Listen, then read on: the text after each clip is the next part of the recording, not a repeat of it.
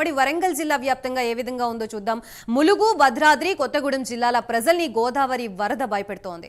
రామన్నగూడెం, భద్రాచలం వద్ద క్రమక్రమంగా గోదావరి నీటి మట్టం పెరుగుతోంది. ఎగువన కురుస్తున్న వర్షాలతో గోదావరిలోకి వరద నీరు వచ్చి చేరుతోంది.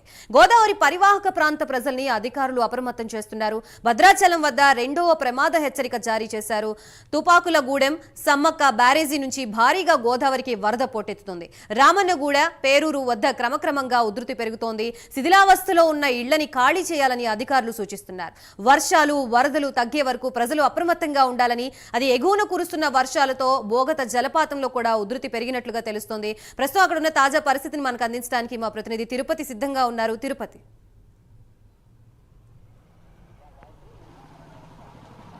గాయత్రి, నిన్న మొన్నటి వరకు ఆకేరు వాగు కావచ్చు, మున్నేరు వాగు మహబూబాద్ జిల్లా ప్రజలను కావచ్చు, ఖమ్మం నగరాన్ని అంతా కూడా భయపెట్టేటువంటి పరిస్థితులను మనం చూసాం. ఇప్పుడు ఈ రోజు ఉన్నటువంటి పరిస్థితి కనుక గమనిస్తే భద్రాద్రి, కొత్తగూడెం సంబంధించినటువంటి భద్రాచలం, గోదావరి అంతా కూడా ములుగు ఏజెన్సీ ప్రాంత ప్రజలను కావచ్చు, భద్రాద్రి కొత్తగూడెం సంబంధించిన ఏజెన్సీ ప్రాంత ప్రజలను భయపెట్టిన పరిస్థితి కనబడుతుంది. నిన్నటి నుంచి కూడా గోదావరి వరద ప్రవాహం పెరుగుతున్నటువంటి నేపథ్యంలోనే అధికారులు లోతట్టు ప్రాంతాల ప్రజలను అప్రమత్తం చేస్తున్నప్పటికీ కూడా కొంత గోదావరి క్రమేపీ కూడా పెరుగుతున్నటువంటి నేపథ్యంలో ములుగు ఏజెన్సీ ఇటు ఏటూరు నగరం కావచ్చు, ఇటు వాజేడు, వెంకటాపురం, పేరూరు దగ్గర క్రమక్రమంగా గోదావరి వరద ప్రవాహం పెరుగుతున్నటువంటి పరిస్థితులను చూస్తున్నాం. అప్పటి నుంచి కూడా మంత్రి సీతక్క కావచ్చు, స్థానిక అధికారులు ఎప్పటికప్పుడు సమీక్షిస్తూ ఏ మేరకు గోదావరి వరద ప్రవాహం కొనసాగుతుంది, ఏ మేరకు లోతట్టు ప్రాంతాల ప్రజలను పునరావాస కేంద్రాలకు తరలించాలంటూ కూడా సమీక్ష ఇస్తూ కొనసాగుతున్నటువంటి పరిస్థితి అయితే కనబడుతుంది. అయితే ములుగు జిల్లా ఏజెన్సీ ప్రాంతాలను కావచ్చు, భద్రాద్రి కొత్తగూడెం దగ్గరటువంటి ఎక్కడైతే గోదావరి పరివాహక ప్రాంతాల ప్రజలు ఉన్నారో వారంతా కూడా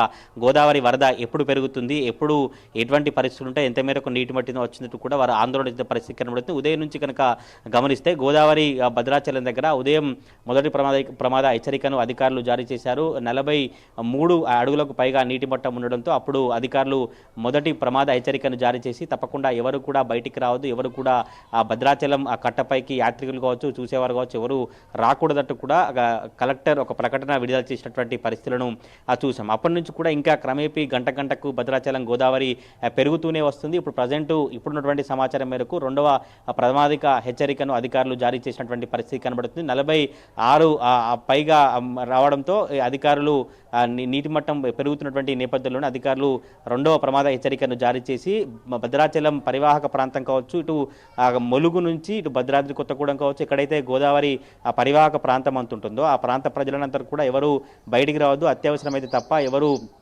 ఇతర అధికారులకు కావచ్చు, స్థానిక అధికారులకు సమాచారం ఇవ్వాలి. కానీ ఎవరు అక్కడికి చెరువులకు, ఆ వంకలకు, వాగుల దగ్గరికి వెళ్ళేటువంటి ప్రయత్నం చేయొద్దు. ఎందుకంటే గోదావరి క్రమక్రమంగా పెరుగుతూ వస్తున్నటువంటి నేపథ్యంలోనే స్థానిక అధికారులతో కలెక్టర్లు కావచ్చు, రెవెన్యూ సంబంధించిన అధికారులు ఎప్పటికప్పుడు సమీక్షిస్తూ చెరువులు కావచ్చు, కుంటలకు సంబంధించిన పరిస్థితులు ఏ విధంగా ఉన్నాయి, గోదావరి వరద ప్రవాహం ఏ విధంగా ఉందంటూ కూడా ఒక సమీక్షించిన పరిస్థితి కనబడుతుంది. ఖమ్మం సంబంధించి భద్రాద్రి కొత్తగూడెం వరద ప్రవాహానికి సంబంధించి మంత్రి తుమ్మల నాగేశ్వరరావు కావచ్చు, పొంగులేటి శ్రీనివాసరెడ్డి, బట్టి విక్రమణ కూడా కలెక్టర్లకు ఆదేశాలు ఇస్తూ కూడా ఎప్పటికప్పుడు గోదావరి పరివాహక ప్రాంత ప్రజలను అప్రమత్తం చేయాలంటూ చెప్పినటువంటి పరిస్థితి కనబడుతుంది. ములుగు జిల్లా ఏజెన్సీ ప్రాంతాలను కావచ్చు, ములుగు జిల్లాకు సంబంధించి వాజేడు మండలం టేకలగూడెం NH 160 దగ్గర కూడా వరద ఎక్కువ ఫ్లో కావడంతో ఛత్తీస్గఢ్కు తెలంగాణ నుంచి రాకపోకలు నిలిపివేసి ములుగు నుంచి ఛత్తీస్గఢ్ వెళ్లకుండా ఇటు భూపాలపల్లి వయా మహదేవ్పూర్ మీదుగా భూపాలపట్నం వెళ్లేందుకు అధికారులు ఏర్పాటు చేసిన పరిస్థితి కనబడుతుంది. ఇటు గుమ్మడిదొడ్డి గ్రామస్తులను కూడా పునరావాస కేంద్రాలకు